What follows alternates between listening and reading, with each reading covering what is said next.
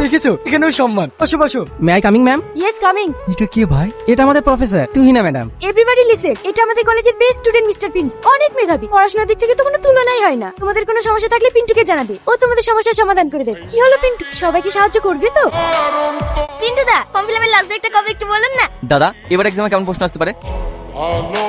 কি হলো এত চেঁচামেচি কিসে? ম্যাডাম আপনি বললেন না কোনো সমস্যা হলে পিন্টুকে জানাতে, তাই বলছিলাম। কিন্তু উনি তো কিছুই বলছে না। বলবে বলবে, একটু লাজুক তো, সবার সাথে পরিচয় হলে তখন বলবে। পিন্টু দা আগে ক্যান্টিনে 20 টাকায় 4টে সিঙ্গারা দিত, আর এখন 3টে দিচ্ছে, একটু বলে দেবেন তো।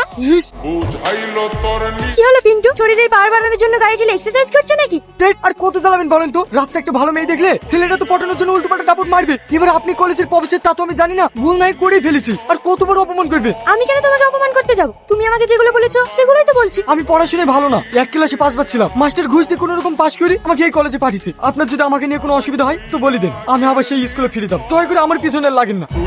তোমার গাড়িতে হাত দিবি নি, গাড়িটা ফেলে কি করলি? এই রোহন, পিন্টু বলেন। I am sorry. আপনি কেন সরি বলছেন? ভুল তো আমার।